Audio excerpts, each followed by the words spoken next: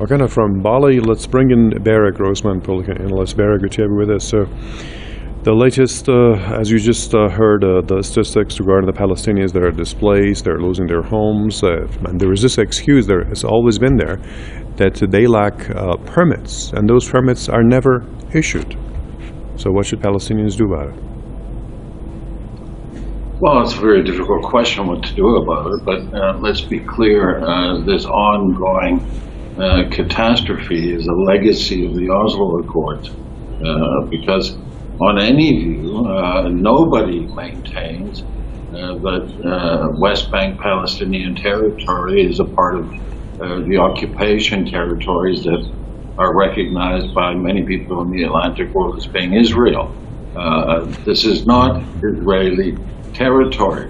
This is Palestinian territory.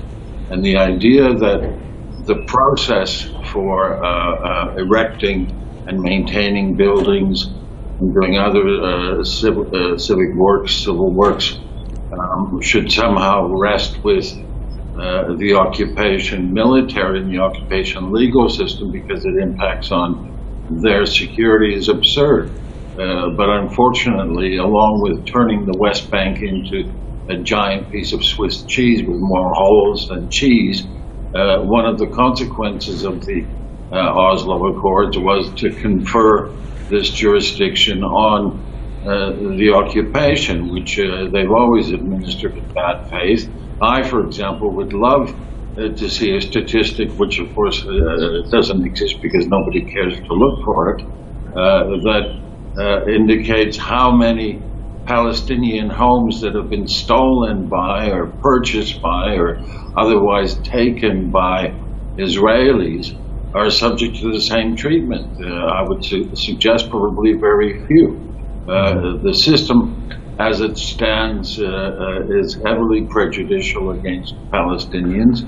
Very difficult for them to get the compliance certificates and building permits that they need, let alone going back historically. And of course, this is used as an excuse by the occupation to destroy homes. And let's be clear about one thing. This number that the UN is focused on of 9,000 homes, it does not include the many, many thousands, tens of thousands of buildings and homes destroyed, for example, in Gaza during occupation military offensives. This is a statistic which deals with homes and other buildings which are deemed to require demolition as a result of non-compliance. But if we were to include in the equation all of those homes destroyed by the occupation military in places like Gaza, the number would be much, much, much higher, would be several times higher, possibly even an order of magnitude higher. That's true. And Barry, there's also another point, and that's the homes of anybody who attacks Israeli forces in a way which many consider is a natural response to the occupation and what's going on there. Their family members also bear the brunt, and they also lose their home just because one family member allegedly attacked an Israeli. Yeah, it's completely absurd. It's clearly illegal. It's illegal under international law. It's being collective punishment. It's generally illegal in almost every jurisdiction on the planet, but it's something that a regime like these squatters that are sitting in occupied Palestine have no trouble enforcing against the historic owners of the land and the people designated by them as their enemies, namely Palestinians. It's unacceptable, and it's just as unacceptable that the world stands by and says and does nothing while they continue to do this. So to come back to your first questions, what should Palestinians do? Well, I know what I would do if somebody came into my home to try and illegally force me to vacate it or demolish it. I would kill them, okay? I would shoot them right between the eyes, and I don't care what the consequences are for me.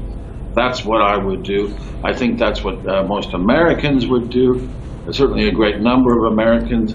That's what a lot of people around the world would do when the one thing which they have, the most valuable thing that they have, the most important anything material that they have is being taken from them by a way which violates every principle of natural justice and is clearly based on policies of ethnic cleansing and discrimination.